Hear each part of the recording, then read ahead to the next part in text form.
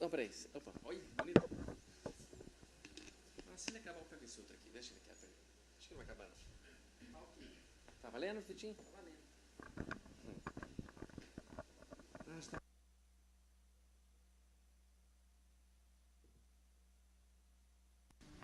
Alô, pessoal. Opa. Boa noite a todos. Ah, que gostoso estarmos aqui em Araraquara mais uma vez.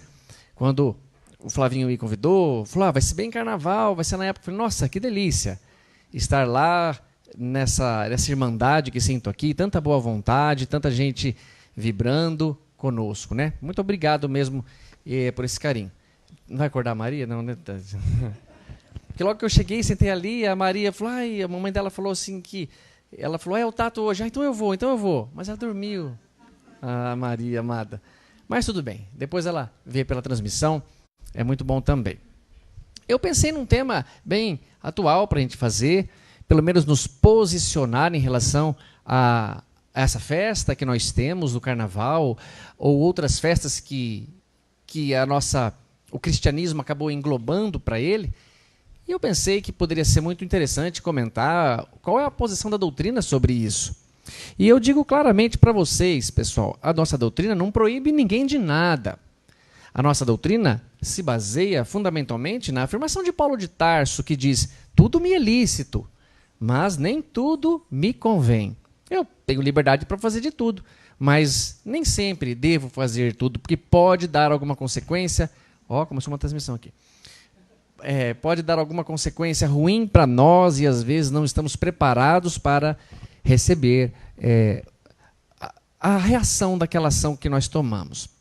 Eu começo contando uma história que aconteceu com o Chico Xavier e que muitas histórias do Chico têm outras interpretações. Essa mostra talvez no Chico uma bondade dele em não querer machucar os animais, nem os peixes, mas em compensação dá para também tirar subliminarmente uma lição muito grandiosa desse aqui. É o seguinte, pessoal. Uma vez, um grupo de amigos convidava o Chico Xavier para pescar. Sempre convidava. Como a gente gosta, às vezes, de levar os amigos para conhecer aqui ou ali. E o Chico sempre se negava. Ele dizia, eu estou um pouco ocupado, não posso ir agora, eu estou meio atarefado. E aí, os amigos deviam se mancar. Quando a gente convidar uma pessoa para um lugar e ela arrumar uma desculpa, não faz igual a minha mãe. O que a minha mãe faz? Ela arruma a solução para a tua desculpa. Só que ela falou, mãe, ela não quer ir. E quando você não quiser, pode falar, eu não quero, cara. Não quero ir, não. Porque aí você não tem argumento. Não tem como arrumar uma desculpa para você querer. Mas aí, por exemplo, a gente falava assim, você não pode vir na minha casa? Eu estou sem carro. Não, eu vou te buscar. Não, mas é que eu estou cuidando da minha netinha. Eu tenho uma babá aqui que você não faz ideia. Então, o Chico parece que estava passando por esse problema e dizia, não posso ir, eu tenho muito atarefado. E eles sempre insistiam. Até que o Emmanuel, então, diz assim, Chico, acho bom você ir, viu? Acho bom você ir. Fica muito desagradável também só negar. Eles têm muito interesse que você participe. Eles gostam de pescaria, eles querem que você participe com eles, gostam muito de você. Então aceite pelo menos uma vez. E o Chico aceitou essa pescaria.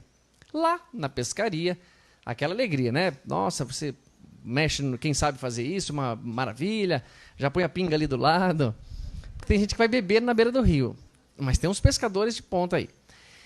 E então, um rio que possivelmente dava muito peixe, muitos estavam pegando e o Chico não estava pegando nada. E o Chico não pegava e todo mundo começava, poxa, justamente o Chico, nosso convidado, gostaríamos muito que ele se divertisse com esse evento. E então um dos amigos foi examinar ali o que estava acontecendo e percebeu que estava só a linha dentro da água. E aí, algumas literaturas contam que o Chico desamarrou. Eu acho difícil desamarrar um anzol. Aquela linha de pescar é um nó cego que é impossível, deve ter cortado. Agora, será que o Chico tinha uma tesoura? Bom, não interessa como é que ele fez. Alguém ajudou e o Chico desamarrou e estava só com a linha lá. Ele falou, acho que o anzol arrebentou. Ele falou, não, filho, eu que desamarrei. Mas você assim não vai pegar nada, você não vai pescar nada assim. E aí ele comenta, mas eu não vim pescar nada mesmo hoje aqui. Eu vim só pelos meus amigos. Alguns até dizem que já imaginou machucar os peixinhos? Então é o seguinte, nada a ver com pescaria a nossa palestra. Mas às vezes a gente vai num lugar querendo pescar o peixe, mas você pesca uma bota. Às vezes você vai num lugar querendo pescar alguma coisa e pesca outra. Isso é muito comum quando nós passamos a entender a doutrina espírita e as ligações mentais que nós fazemos com as pessoas que nós atraímos pelo pensamento. Há uma frase muito popular que é: diga-me com quem andas, que eu te direi quem és. Mas ela pode ser dita: diga-me quem és, e eu direi com quem andas. Ou diga-me o que pensa, que eu te digo com quem você anda. Então essa palestra de hoje, que visa nos posicionar em relação à opinião que a nossa doutrina espírita tem, visa talvez nos mostrar que nada é proibido, mas que às vezes devemos estar bem amparados em certas atitudes que nós vamos tomar. Quando vocês vão num centro espírita, imagine que as pessoas que estão ali, espiritualmente, por algum motivo se atraem, gostam, vibram por aquilo. Quando vocês vão numa festa qualquer, as pessoas espirituais que estão ali também gostam e vibram por aquela festa. Tem uma frase que é assim: atrás do trio elétrico só não vai quem já morreu. A gente sabe que vai quem já morreu também. Atrás do trio elétrico vai todo mundo que gosta de trio elétrico. Então a multidão encarnada que você vê é bem menor muitas vezes do que a multidão desencarnada, que te acompanha e te passará a acompanhar depois da festa. Não te conheciam, mas te conheceram. E você foi muito atrativo para eles. Então, pessoal, muito importante nós nos posicionarmos, principalmente por meninas assim como a Maria. Vai ter uma parte da palestra que eu vou comentar se tem problema igual um carnaval de criança, um carnaval de adulto. Qual é o problema em si nós vivermos isso? A origem do carnaval, como ele começou, é um pouquinho incerta. Muitas pessoas, isso se pesquisa, dão opiniões diferentes umas das outras, mas não importa muito, mas vale a pena, pela história, nós ouvimos como que ele teve sua origem. Para se ter uma ideia, o carnaval é a maior festa popular do planeta. Não há outro evento em qualquer parte do mundo que tenha um rebanho maior de pessoas, de envolvimento da espiritualidade para viver e brincar o carnaval. Agora, é muito importante entendermos que é o seguinte: muito antes de Jesus nascer, muito antes do cristianismo nascer e aparecer com o nosso mestre, já havia um povo chamado pagão, ou um povo que tinha os seus rituais, o seu comportamento muito específico e característico dessa festa. E aparentemente, foi unânime em algumas pesquisas que fiz, que havia um ritual para que no verão a lavoura, a agricultura, aquilo que nós dependemos da nossa alimentação, tivesse bons resultados. E no verão, então, se fazia uma festa ou uma dança que era comum se vestir de uma máscara, e podia ser qualquer máscara, para espantar os maus espíritos. Espantar, que interessante, né? A gente pensa que só espanta, mas atrai aqueles que gostam daquilo.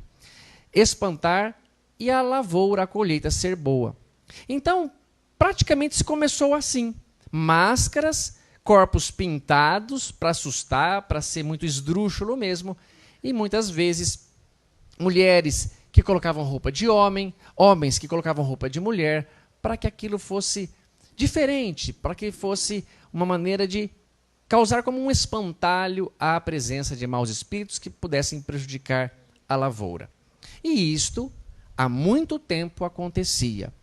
E a gente sabe que quando nós temos um vício ou um hábito vicioso, é difícil mudar. É difícil fazer com que aquilo saia de nós, porque está enraizado, às vezes, de muitas encarnações atrás. E é importante que haja um esforço, como diz Allan Kardec, para que a gente consiga vencer gradativamente esses obstáculos. Veja que interessante, quando a gente compara essa festa pagã a algo que foi a intenção de atrair novos adeptos ao cristianismo.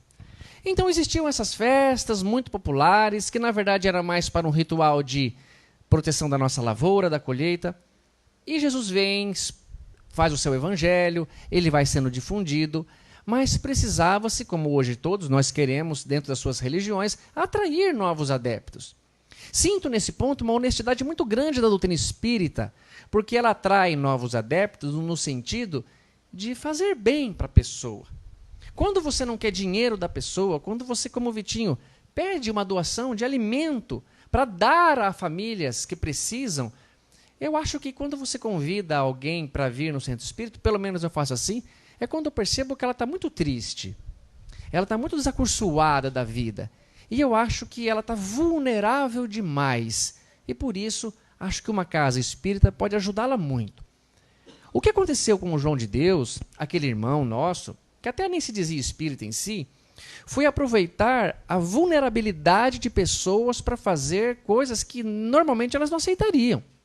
Vejam bem, quando você vai num médico, ele luta e se desengana. Quando você vai, então, num médico homeopata, ele também não tem muito o que fazer. Então você vai procurando benzedeira e você vai procurando coisas, você vai chegar num ponto que o que a pessoa falar para você fazer, você faz. Você está muito vulnerável àquilo. Você está aberta a qualquer tentativa para salvar a própria vida. Então, quando nós queremos que um espírita venha à casa espírita ou trazer uma pessoa, acredito que há uma sinceridade, porque nós não temos dízimo, nós não temos nada que possa trazer interesse. Mas eu já vejo em outras companhias religiosas que as pessoas ficam ali tentando, como um caixa de banco, contabilizar no fim do mês quantos ele trouxe. Porque aquilo vai lhe trazer talvez uma vantagem. Mas o que eu quero dizer é o seguinte, sempre houve esse interesse. Todas as religiões quiseram trazer para o seu lar, para a sua casa de fraternidade, o pensamento que se difundia. Vocês viram aqui, antes da gente começar a palestra, o Vitinho e eu, e depois o Manu e o Gu, tentando fazer o que a gente podia fazer para transmitir. Por que eu quero transmitir? Porque eu quero divulgar a doutrina espírita, em primeiro lugar. E depois, é claro, a minha vaidade pode contar, mas eu quero que a minha vaidade, então, apareça com a palavra espiritismo na frente, com a palavra caridade na frente. E não quero fazer qualquer coisa para que se mostre. Isso é um interesse que todo religioso, que todo homem ou mulher tem para arrebanhar, para trazer pessoas para sua casa. Mas é importante entender que quando os cristãos começaram a trazer pagãos para o cristianismo, para aumentar o movimento e diminuir talvez as práticas que os pagãos estavam tendo, os seus rituais, eles tiveram que tomar uma atitude que todos nós tomamos quando você quer que ele venha e permaneça na sua casa.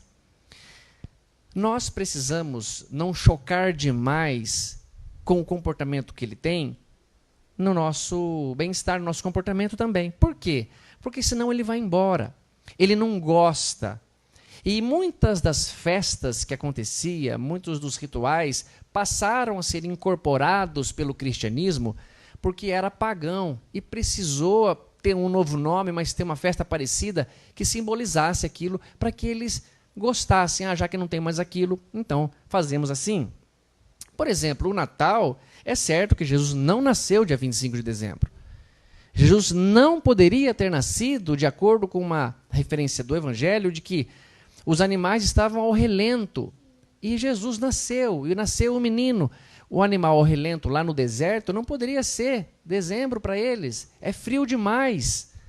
É provável que tenha sido ali março, abril, onde os animais ficam ao relento.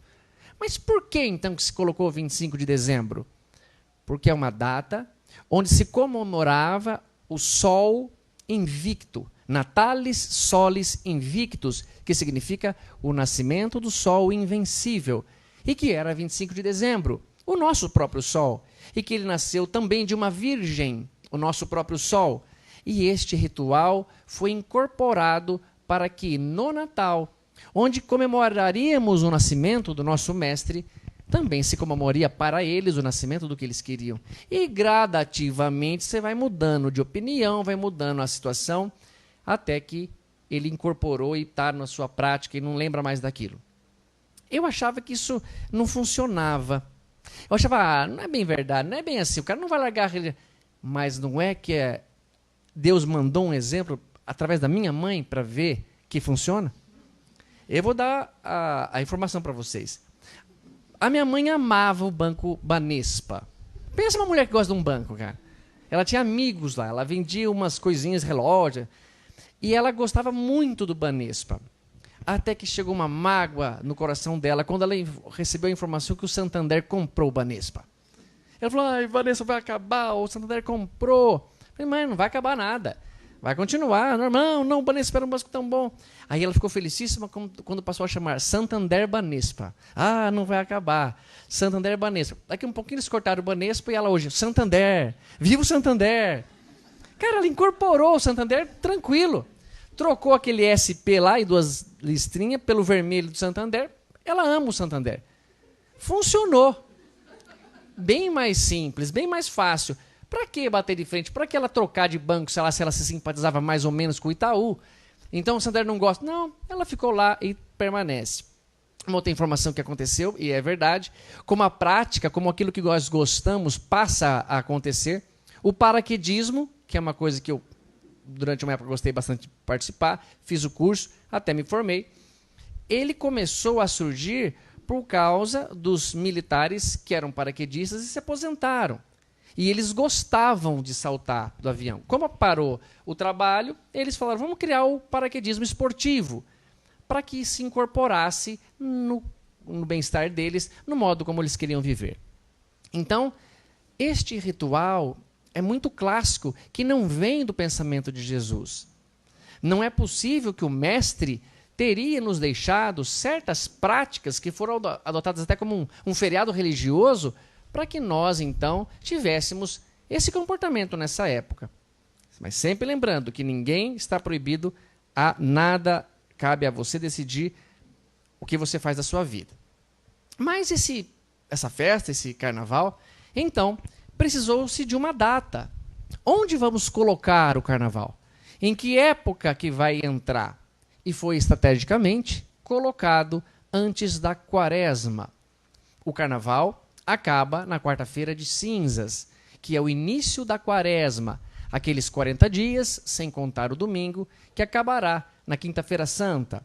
Esse seria um período estratégico, porque segundo Divaldo Pereira Franco, que está falando lá no YouTube, nós colocaríamos essa festa, nos arrependeríamos na quarta-feira de cinza, e daí pagaríamos os pecados do arrependimento, conforme tenhamos exagerado no carnaval. Mas vejam que interessante, a quarta-feira de cinzas também é um comportamento judaico-cristão, uma herança judaico-cristã que nós tivemos, e que mostra outra incorporação para o cristianismo. A quarta-feira de cinzas, a cinza em si, representa a purificação, a nossa purificação, que inclusive São Francisco de Assis, perto do seu desencarne, pede que o desnudem e o deitem sobre as cinzas, representando que ao pó retornará purificado.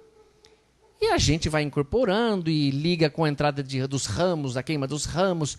Isso tudo são situações que foram se adaptando para que uma prática, pelo menos diferente, se perpetuasse. Isso não é ruim ou não é errado. Nós precisamos fazer isso, senão talvez não conseguíssemos os adeptos daquela religião para a nossa. E talvez os herdeiros, os filhos que nasceriam daqueles que eram antes pagãos e agora cristãos, já fossem mais facilitados no comportamento do cristianismo. Mas é muito importante que fique bem claro de onde surgiu e como surgiu este movimento, essa grande festa que nós chamamos de carnaval.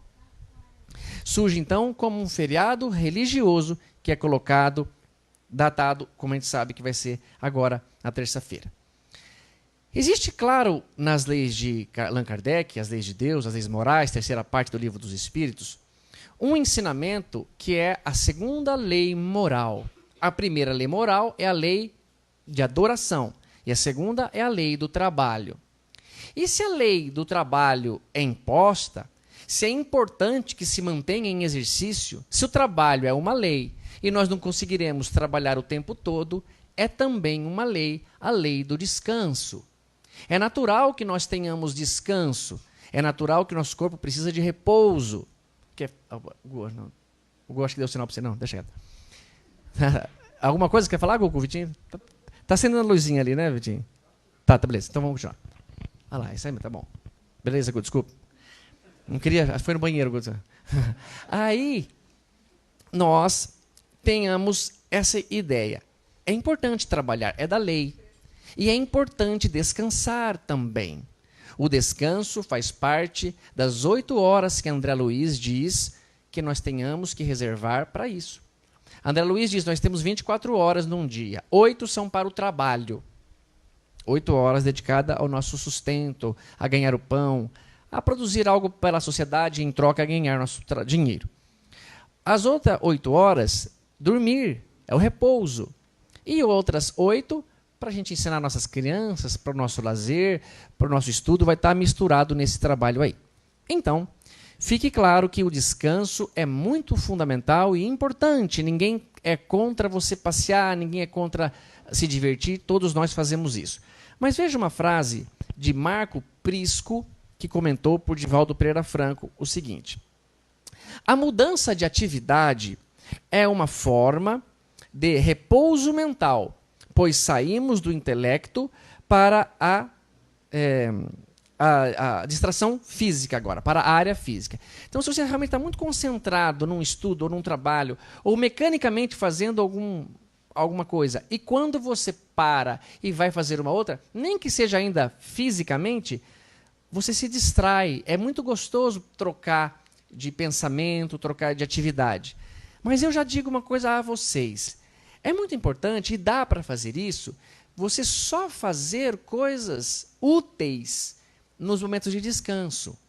Quando você estiver muito estressado ou cansado de uma tarefa qualquer, vá fazer outra que lhe descanse, mas que também seja boa.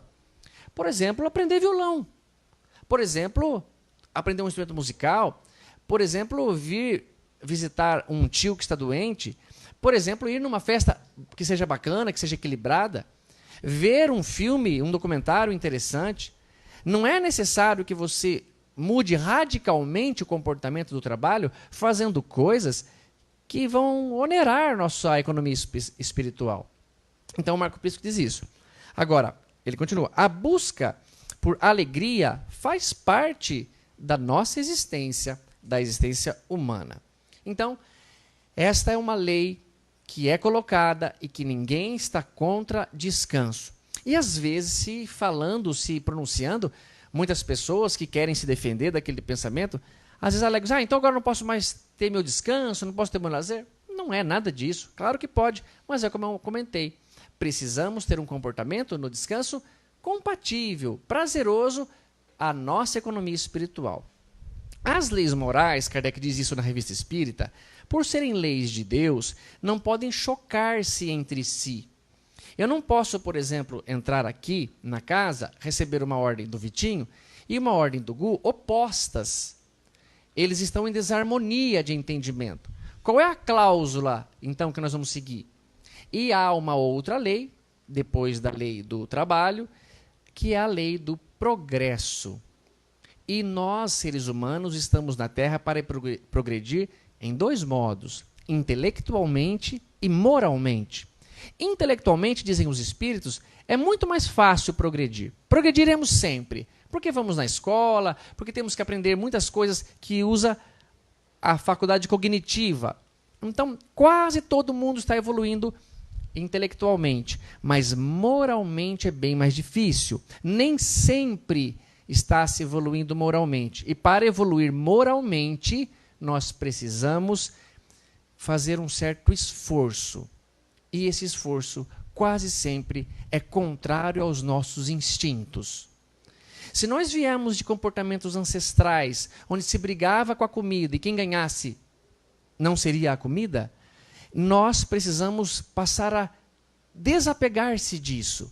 Nós precisamos ter mais controle sobre nosso íntimo, sobre os nossos instintos, que muitas vezes nos colocam em situações muito complicadas, muito embaraçosas. E aqui ele diz que a lei do progresso, deste modo, se você usa o seu descanso para fazer um trabalho perigoso, um trabalho promíscuo, um trabalho que às vezes segundos sem pensar pode lhe dar encarnações de sofrimento, você está usando uma lei contra outra. E a lei do trabalho, consequentemente lei do descanso também, não pode ou não deve se chocar com a lei do progresso.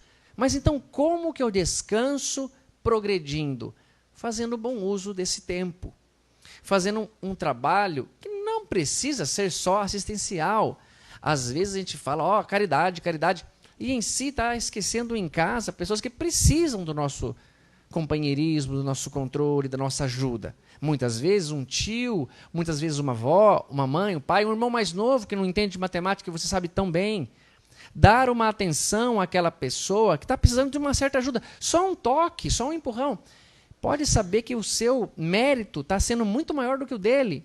Porque eu já percebi que ensinar se aprende muito mais do que aprender ouvindo o outro falar. Quem prepara a palestra, quem estuda, quem dá aula com uma professora de matemática, ela sabe mais e não tem outro jeito. Parece que é uma lei que Deus coloca como merecimento daquele que está se dispondo a ensinar. Então é fazer uso do nosso descanso a favor da lei do progresso. Progredir mesmo no momento de lazer. Lembrando que Kardec diz que trabalho é toda ocupação útil. Trabalho não é só trabalho remunerado. Eu imagino que hoje aqui estou trabalhando. Eu estou aqui servindo, talvez, algumas pessoas que possam estar tristes porque o pai proibiu de ir no carnaval, por exemplo, e ao ouvir uma palestra dessa, se conforma um pouco mais. Ou alguma coisa que possa ajudar, alguma palavra que toque profundamente no coração e a tire de situações muito mais tristes que ela poderia não conseguir caso ela não ouvisse o que nós estamos falando. Mas vejam como começa a se agravar a situação quando nós fazemos mau uso do nosso tempo, do nosso descanso. Há um livro chamado Nas Fronteiras da Loucura. Eu não li esse livro. Opa, meu house ficou aqui. Deixa eu pegar ele. Viva House, cara. Muito melhor que Frigels. O cara trabalha na Frigels, que mais gosta de sair da palestra. Não é mentira, tô falando brincadeira. Na loucura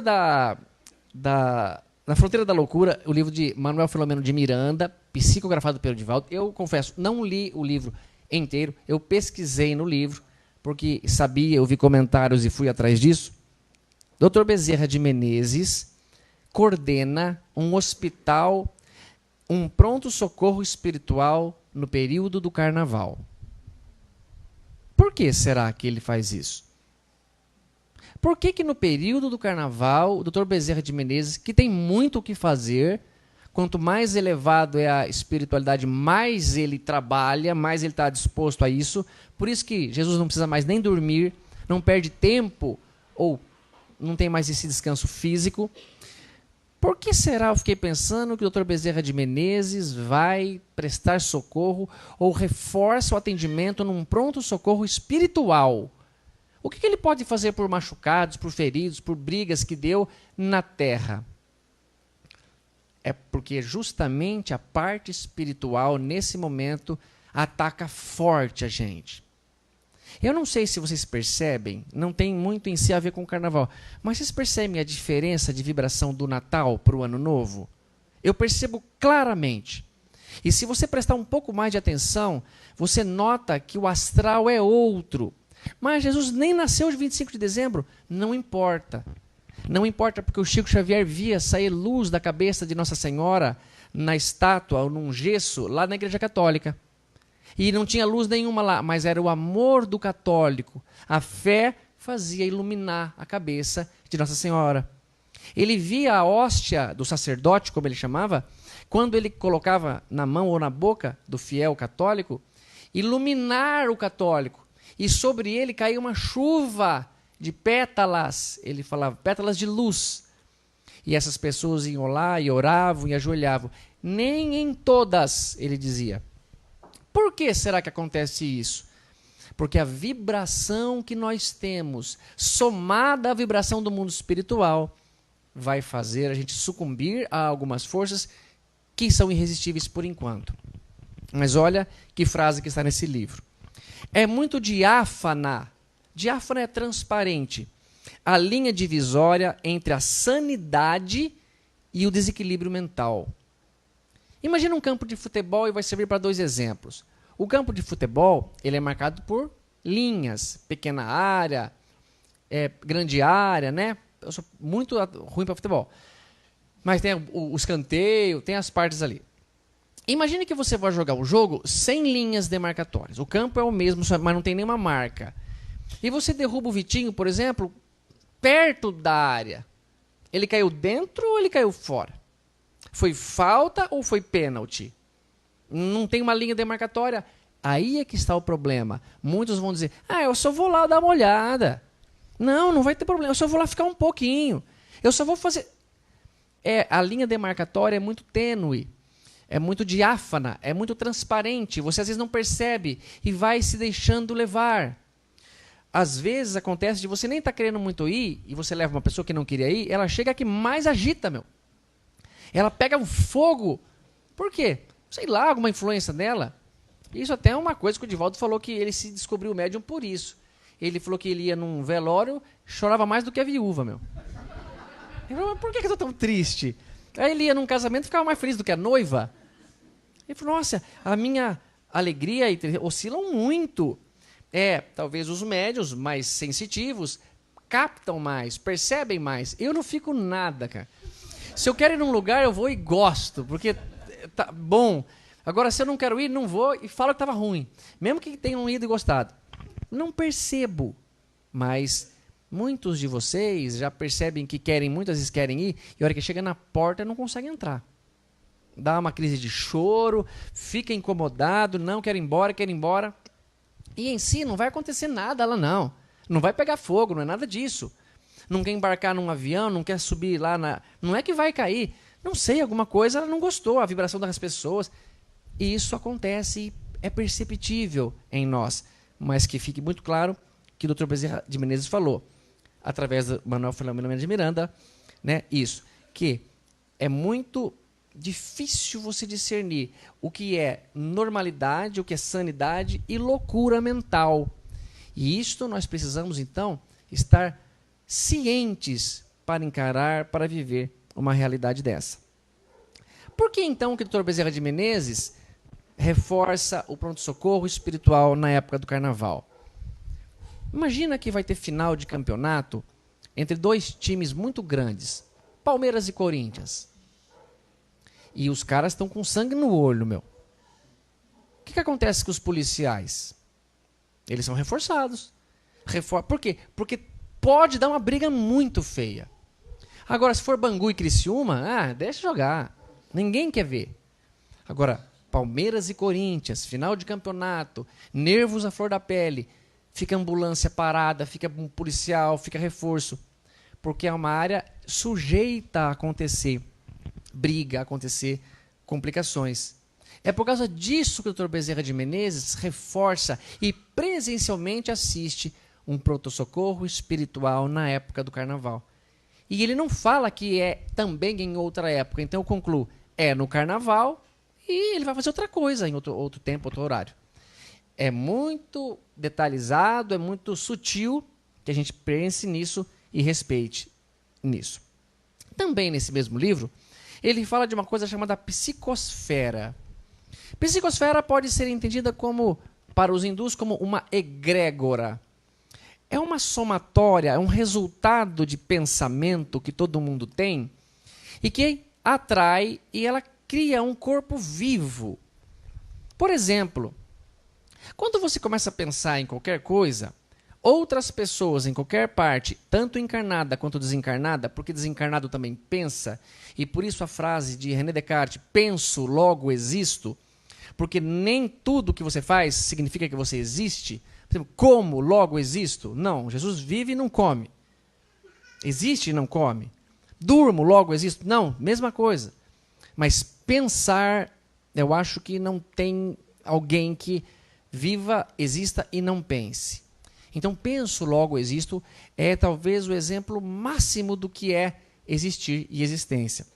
Não, todos os pensamentos de católicos, evangélicos, que amam verdadeiramente a Jesus, se conectam. Não precisa ser só da igreja, só de uma outra, do protestantismo, não precisa ser só do pensamento espírita. Desde que com sinceridade você ame, você se sintoniza com o seu sentimento que é lançado e recebido, absorvido pelos outros pensamentos. Isto forma a egrégora. Então nós podemos chamar de egrégora, ou como ele coloca aqui, a psicosfera do futebol, a psicosfera do carnaval, a psicosfera da caridade, a psicosfera da família. É uma somatória, um resultado de pensamentos que vão nos atrair e nos manter preso. Se alguém está tentando mudar um comportamento, não andar mais com certas pessoas, não precisa e não pode pensar, eu não quero mais falar disso, eu não quero mais ir em jogo de futebol, eu não quero. Não, você está fortalecendo a egrégora. Não existe não para o universo. Se você vai fazer uma viagem, não deseja assim, eu não quero que aconteça um acidente. Não, pense na viagem feliz. Pensa que não vai ter congestionamento, pensa que na praia não vai chover. Vive lança essa ideia, porque você se sintoniza com situações, com caminhos que vão favorecer o que você quer. Mas tem gente que pensa o contrário, que nega e fala, quanto mais rezo, mais assombração me aparece. Tá rezando errado, filho. Tá rezando errado.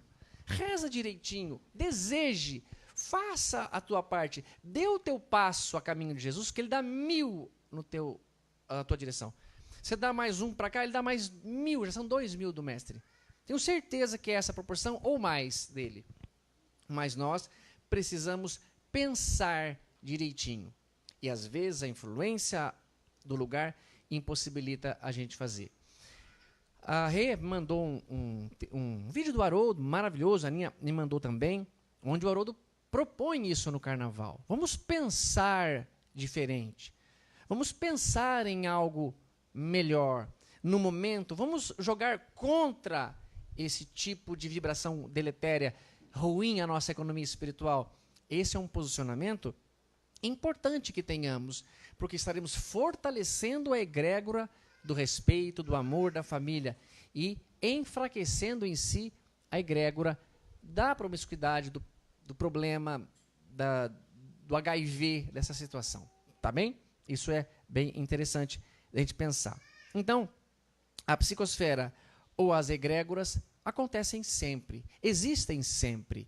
Vejam bem, o umbral, aquele lugar que temos horror e medo demais de ir, não foi criado por Deus. Ele não criou, aqui vai ter uma vegetação assim bem grotesca, aqui um lago de lama.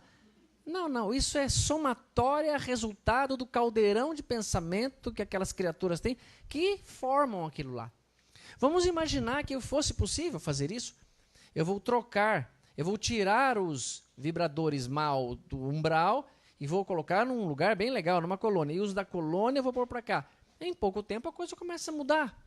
Imaginem que vocês alugam uma casa de praia pela internet. E vocês chegam nessa casa e ela foi toda estragada. As imagens não condiziam à realidade. Estava com telha quebrada, com goteira, com torneira entupida, sem luz nenhuma. Chegamos lá, nós, os meninos, as meninas, em pouco tempo a nossa disposição, o nosso trabalho começa a fazer com que aquela casa fique melhor. Ela fica mais bonita, mais limpinha. É porque o nosso pensamento é voltado para isso. Mas se chega lá um grupo de pessoas que fala, eu não quero nem saber, eu também não vou consertar nada, eu vou sujar ainda mais. Tudo bem, a casa fica ainda mais estragada. Isso é verdade. Isso é verdadeiro na nossa doutrina. Eu não vi ainda uma outra doutrina, fora assim a filosofia, falar tão abertamente dessa vibração, dessa conexão espiritual, desse pensamento que nós temos com o alto, essa conexão que acontece sempre. Agora, um detalhe que eu falei aí quando eu citei a Maria, e falo em nome do meu filhinho. Tudo que eu tenho feito na vida, principalmente quando o Rick está perto de mim, é tentando acertar o máximo. Eu de coração, eu falo, Senhor Jesus, eu vou imitar o Senhor agora, mestre. Porque esse menino vai ter o exemplo de uma criatura moralizada, do bem.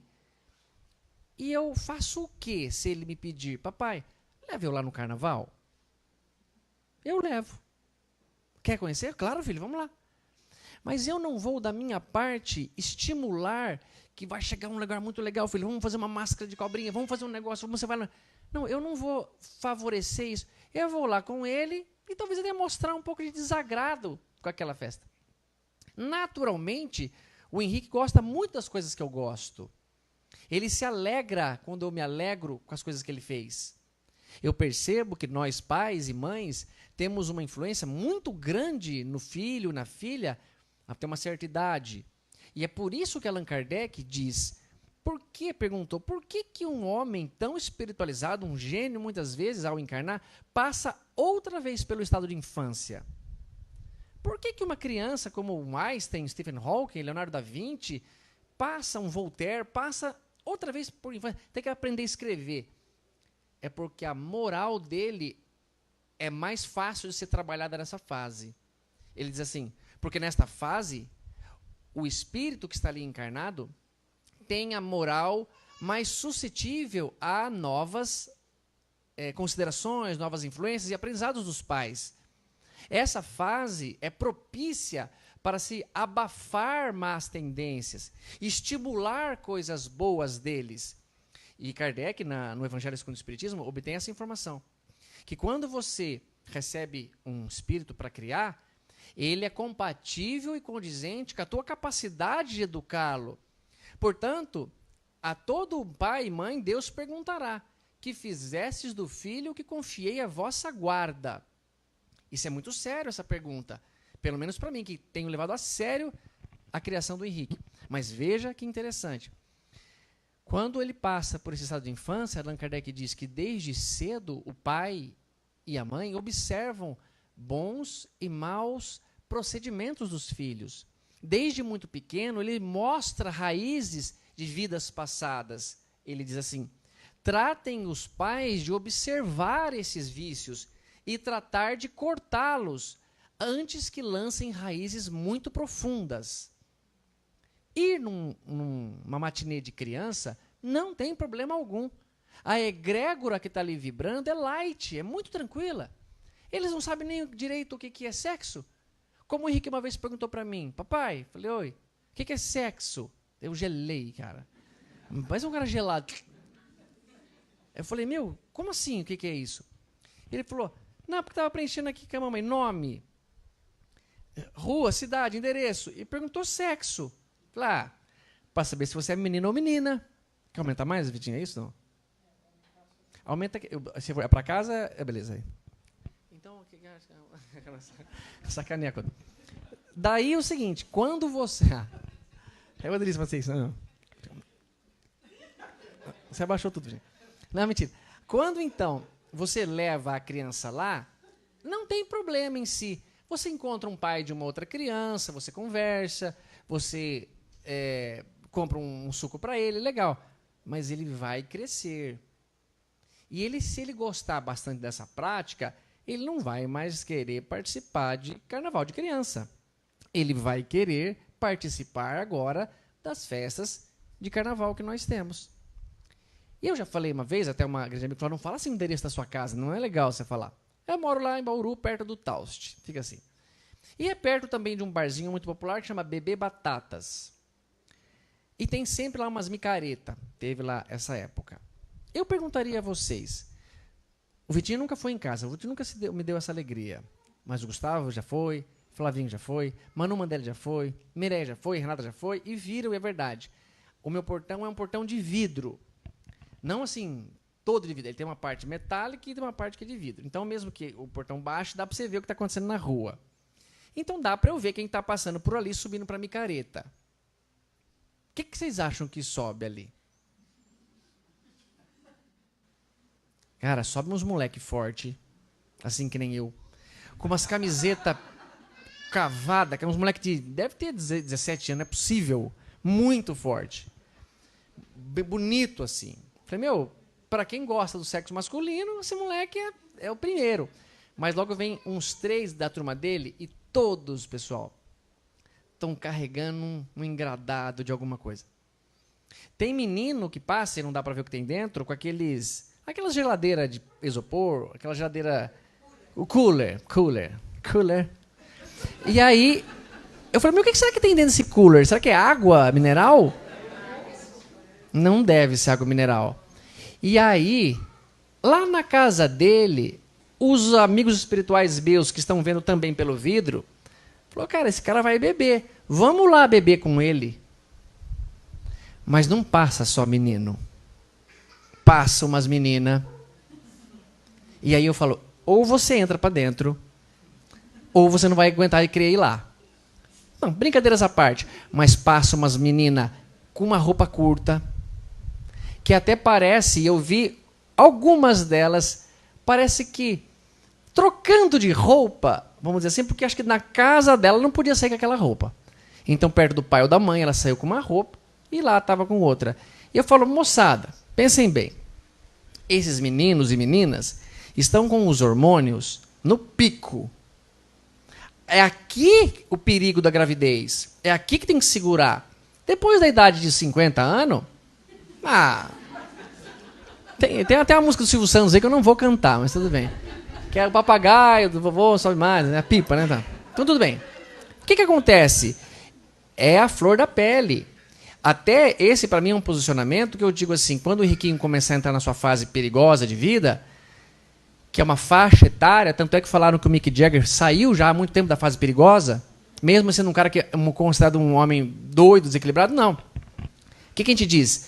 Eu vou falar, filho, preserve o seu corpo, preserve a sua moral, a sua integridade. Mas se chegar a um ponto que você se apaixonou por uma menina ou por um menino, se chegou ao ponto que você percebeu, não, essa é a pessoa, é essa pessoa, e você for querer algo ali mais, tem que se proteger desse modo. Porque não acredito que eu pedi para ele não fazer é capaz de dar certo. É muito mais forte em si do que... Por quê? Porque está na lei de reprodução, é ancestral, é muito grande.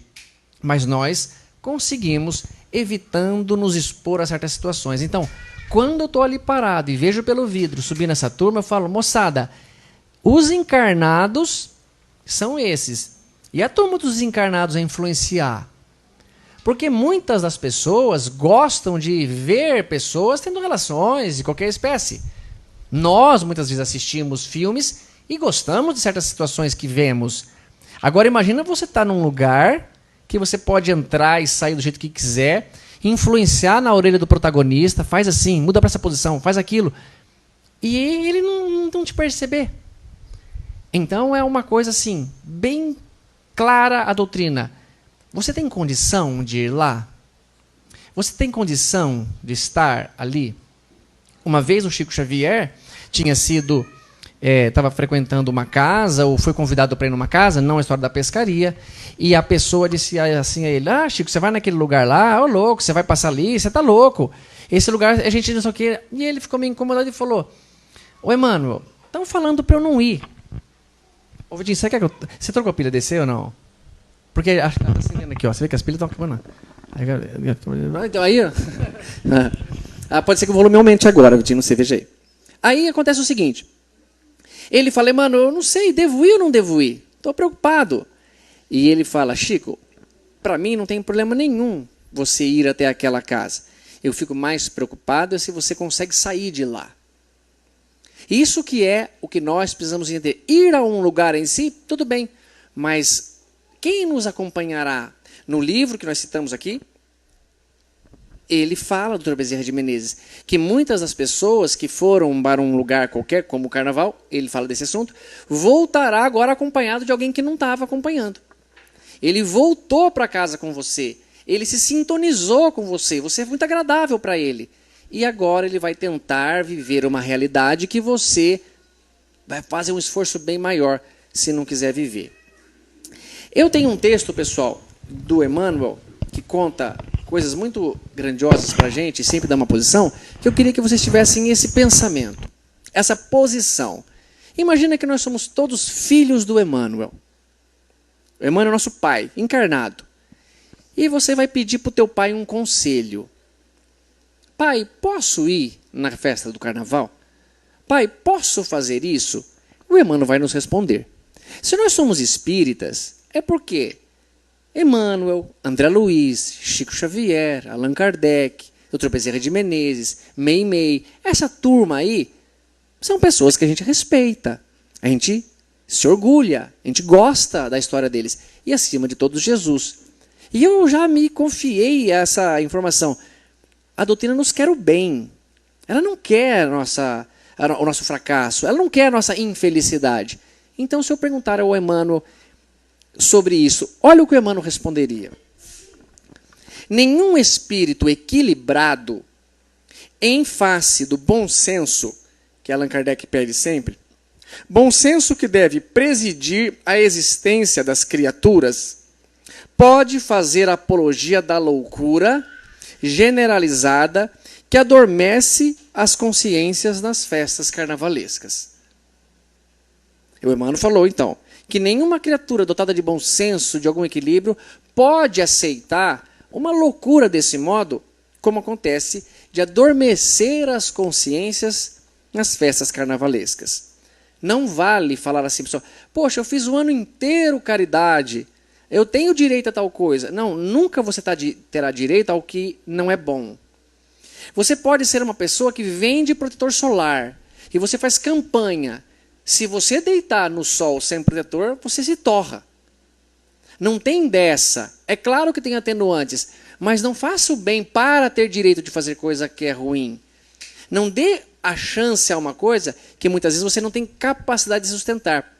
Eu brinco sempre com um amigo e falo assim, vamos lá, não tem problema. Jesus ia em tudo quanto é lugar, cara. E ele parece que não percebe o que eu estou brincando. Mas Jesus podia ir onde ele quisesse mesmo. Ele tinha todo o controle. Ele tinha o domínio. É o que acontece com Alcione no Renúncia, quando ela quer reencarnar para ajudar um coração que ama, e o mentor dela lá em Sírios fala, filha, você tem certeza que você quer partir esse tipo de missão? Muitos da tua condição partiram e não voltaram, hein? Eles sucumbiram a esse tipo de prova que é muito grande, esse tipo de tentação, vamos dizer assim. Então, Emmanuel continua. A licenciosidade desses dias prejudiciais para as almas opera nas almas indecisas a necessidade de amparo moral de outros espíritos mais esclarecidos, a revivescência da animalidade que só desaparecer. Houve um fato real, isso aconteceu lá no Rio de Janeiro, 2 condôminos discutiam qual vaga que era dele. Não, essa vaga aqui é minha, a minha garagem, você já está com o apartamento. Não, mas essa aqui eu também preciso, eu tenho. Começando a discutir, aquele bate-boca, ninguém cede.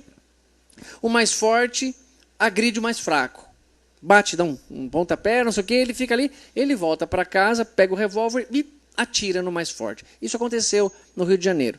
Poxa, meu, olha só o que aconteceu. Segundos de loucura, de influenciação, criaram um problema enorme agora para esse amigo. Para os dois, inclusive. Então, às vezes, assim, deixa quieto, o cara está irredutível. Teve uma vez que eu estava há muito tempo, olha só, era uma balada, isso faz mais, o Henrique não tinha nascido, faz mais de 8 anos, portanto. Eu estava lá, numa festa, e aí chegou a minha vez de pagar, eu não sei, chegou um rapaz e colocou ali do lado, e a hora que eu fui entregar, ele entregou aquela comanda ali, tem uma filona enorme. Aí a moça falou, é a vez dela, é minha vez, eu estou na fila. Ela olhou para mim, é a vez dele, pode pagar, meu. Será que eu vou brincar pro cara gigante, meu? Vou o cara me pega lá fora. Mas depois eu chamei minha turma, acabei com o cara. Não, você acha? Mentira.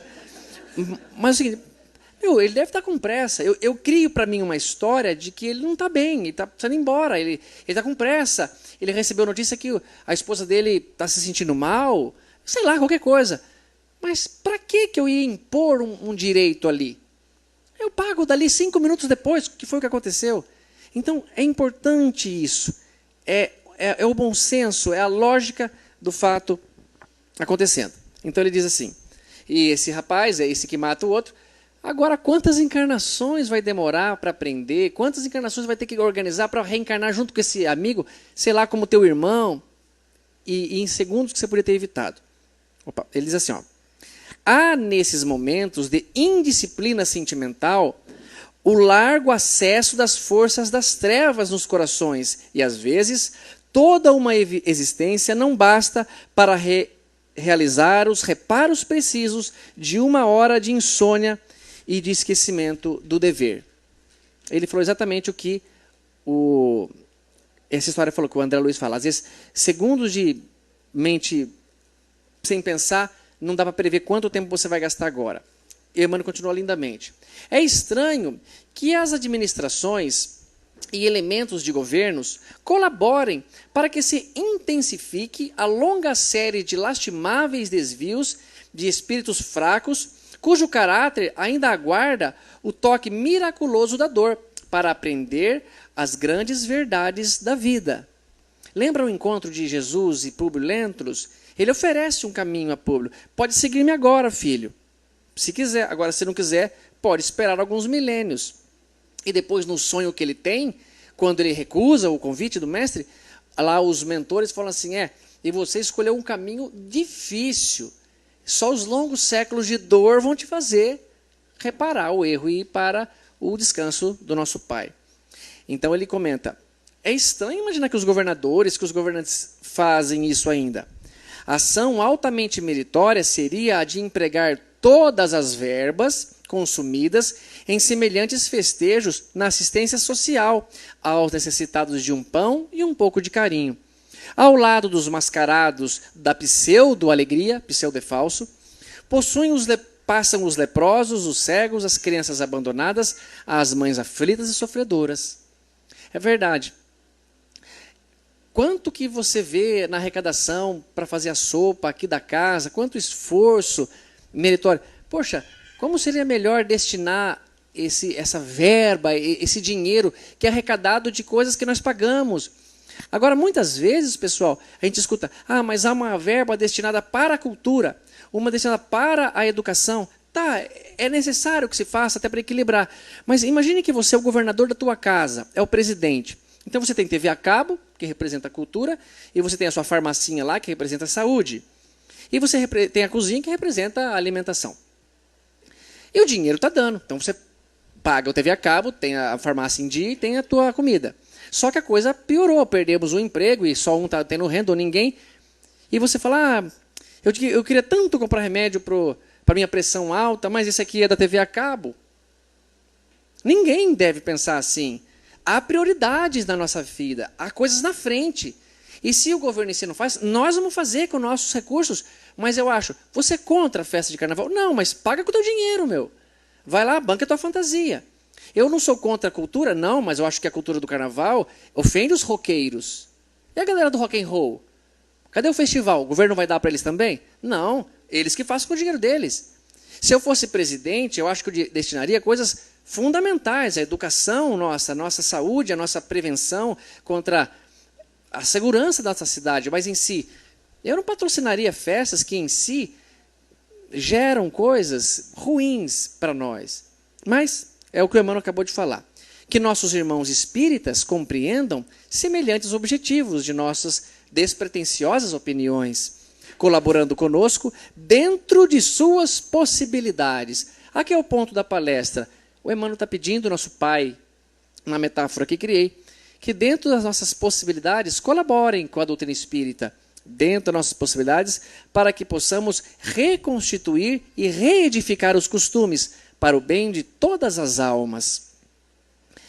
É incontestável que a sociedade pode, com seu livre-arbítrio coletivo, exibir superfluidades e luxos nababescos, mas, enquanto houver um mendigo abandonado junto de seu fastígio e de sua grandeza, ela só poderá fornecer, com isso, um eloquente atestado de nossa miséria moral. E nós estamos querendo conquistar um pouco mais de moral. Em suma, isso está no Emmanuel, boletim, a voz do caminho. Boletim, eu não disse, informativo, a letra está ruim aqui. Mas, pessoal, não querendo jamais estragar a festa de ninguém, mas para quem tem filho pequeno, assim como a Maria, leva ela para fazer outra coisa, que você goste, que você faça bem. Porque ela crescerá e vai chegar um momento que ela vai estar longe de si, longe das suas proteções, longe da guarda. E pode que alguém fale o que ela queira ouvir e ela se entregue a uma situação que depois fica difícil de reverter. Contrai uma doença, fica grávida antes da hora. Gravidez é maravilhoso quando acontece assim, entre a Mireia e o Gustavo, programando, esperando. Sábado nós vamos saber o sexo, hein? Estou fazendo um bolão, acho que é menino aqui, ó. Vai chamar Francisco, se for menino. Ele queria pôr Rogério. Eu falei, não põe Rogério, não põe Francisco. Mas em si, se for menina, vai ser Lívia. E aqui a gente fala, vamos colaborar, vamos impulsionar o nosso boicote àquilo que parece que não está legal, não está certo, pelo menos está contra a opinião de muitas pessoas. E isso me lembra muito uma música muito interessante que foi feita por um compositor brasileiro, para mim um dos maiores compositores do Brasil, que é o Chico Buarque. E o título dessa música é Vai Passar. Vai passar no sentido de que vai passar um samba enredo por aqui, vai passar uma escola de samba, mas também sugere que isso aí um dia vai passar. Vai ficar para trás, nós não vamos mais querer fazer esse tipo de festa, esse tipo de loucura. E ela começa dizendo, me lembrando Maria, diz, vai passar nessa avenida um samba popular, cada paralelepípedo da velha cidade essa noite vai se arrepiar. Ao lembrar que aqui sambaram sambas imortais, que aqui sangraram pelos nossos pés, que aqui passaram sambas imortais. Olha que interessante. Vai passar, pessoal. E um dia a gente pode lembrar isso historicamente. Mas olha essa segunda parte. Prestem bem atenção na letra. Num tempo... Bem passado, ó. Página infeliz da nossa história. Passagem desbotada da memória das nossas novas gerações. Dormia a nossa pátria mãe tão distraída, sem perceber que era subtraída em tenebrosas transações. Seus filhos andavam cegos pelo continente, levavam pedras feito penitentes, erguendo estranhas catedrais, e um dia, afinal, tinha o direito a uma alegria fugaz, uma ofegante epidemia, que se chamava carnaval, o carnaval, o carnaval, vai passar. E como um índice de loucura, ele convida a Deus para a festa. Meu Deus, vem olhar, vem ver de perto uma cidade a cantar a evolução da liberdade até o dia clarear. Porque depois que o dia clareou, na quarta-feira de cinza, voltamos à escravidão. Voltamos a carregar nossas pedras, as dores, os erros cometidos e que agora são irreversíveis nesta encarnação. E não é isso que um homem como Emmanuel quer da gente. Não é esse tipo de comportamento, essa postura inconsequente de alguém que já teve contato com as obras básicas. Não é possível que esse tipo de comportamento faça de nós, Vitinho e a turma aqui, esquecer por um momento a sopa e pensar, agora é carnaval, vale tudo. Nós somos mais cobrados do que qualquer pessoa. Um papai que levou e estimulou a sua filha, o seu filho, porque passou o ano inteiro pensando na fantasia, no samba enredo, tudo bem, mas nós já podemos oferecer mais. Um texto de Emmanuel chama Amados, ele falou assim, dos outros eu espero qualquer coisa, mas de vocês, meus amados, eu já espero coisas melhores. E talvez nós possamos colaborar, como pede o Emmanuel, para isso. E por incrível que pareça, procurei e encontrei uma poesia sobre o carnaval que o Chico psicografou de uma maneira irreverente, descontraída. Ele disse assim, procurando distração, fui contente ao carnaval. Muito ouvia em torno dessa festa e quis vê-la ao natural. Apelei para João Panca, um prestimoso vizinho, que não me deixasse a sós, pois naquela festa não queria estar sozinho. João concordou comigo, era sempre um bom companheiro. E lá fomos os dois, passear o dia inteiro.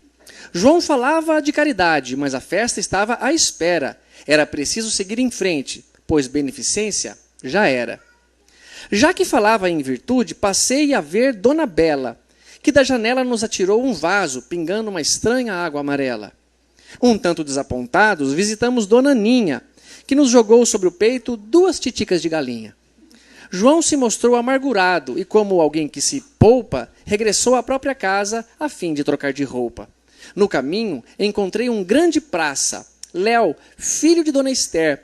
Ele me pediu alterado que lhe arrumasse rápido uma saia de mulher. Todos ali davam gritos nessa festa sem sentido. Afirmava Dona Clara usar as calças do marido. Um homem que carregava 2 chocalhos e uma vara, não sei se fez por querer, mas do nada esmurrou-me a própria cara. Carnaval representava a festa do meu país, por isso segui em frente, tão forte e feliz. Era justo conhecer uma festa semelhante, pois isso aceitei sem mágoa, aquela agressão extravagante. Meus amigos, sempre muitos, pareciam-me doentes. No entanto, não quis deixá-los sozinhos ao vê-los tão irreverentes. Venci diversos empeços e fui altivo na chalaça. O padre amigo, porém, nem me viu, estava estirado na cachaça. Perguntei a um grande amigo, que a ninguém queria mal, só desejava saber se aquilo era o carnaval. Ele disse, olha as crianças, todas dançam, recordando nossas futuras mudanças. Vi um par a longos beijos, na sombra de um velho muro, como a dizer que o amor só se revelasse no escuro.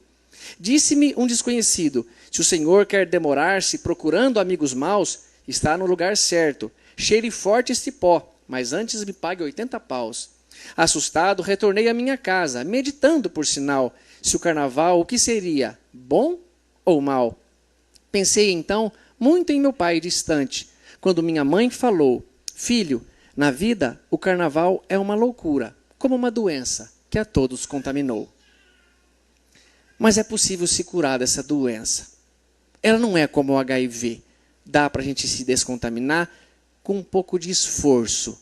E esse esforço é simplesmente atender um pedido de Allan Kardec. O bom espírita se mede pelo esforço empregado em vencer as más inclinações. E nós temos muito más inclinações ainda. Em lugar onde bebedeira faz a festa, você permite que saia de você coisas que estavam muito abafadas. Não tem perigo nenhum Jesus tomar um porre. Ele não se tornaria agressivo nem adúltero. Mas qualquer um que tenha sementes do mal dentro dele, ainda que vencendo a força pela moral, se entrega à droga, pode acabar se dando mal. E isto, eu finalizo dizendo de coração uma história que nem é cristão, mas é simbólica e muito interessante para nós. Uma vez, o Buda ensinava aos seus discípulos que, para que eles alcançassem a castidade e não se envolvessem, não tocassem numas mulheres, não tocassem nas meninas, principalmente porque era forte em nós aquele desejo, então ele prevenia os seus discípulos não tocando. Mas num belo dia, havia uma enchente e uma moça jovem, bonita, aflita, não conseguia atravessar, visto que a ponte tinha sido rompida, e ela não sabia nadar mesmo que desse pé. Então o Buda ouviu a sua história, acompanhado de seus discípulos, e não teve outra dúvida. Não, moça, não se preocupe, eu a transporto até o outro lado. Pega a moça no colo e passa o rio com a moça. Deixa a moça na outra margem, deseja-lhe boa sorte e segue com seus discípulos. 3 dias se passaram e um dos discípulos chamou a atenção do Senhor Buda. Falou, mestre, eu preciso falar. Está me incomodando muito essa história. O que foi? O senhor sempre nos ensinou que não era para tocar em mulheres, que não era nem para conversar muito. E nós vimos o que o senhor fez. O senhor pegou uma mulher no colo.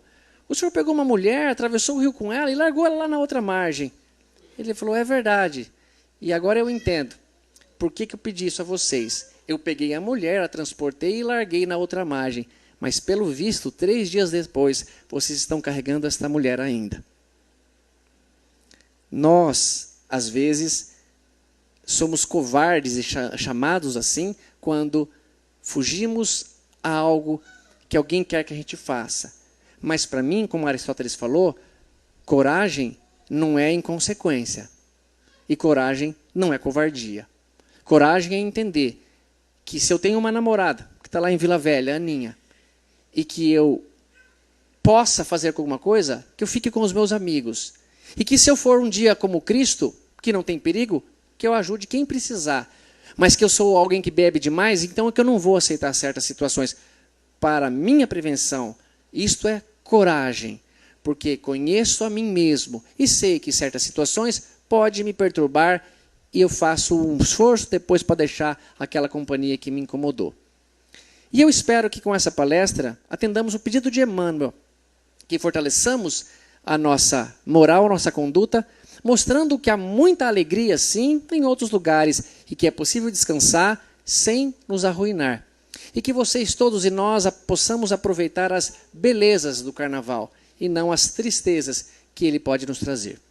Um beijo a todos, que o Mestre nos abençoe.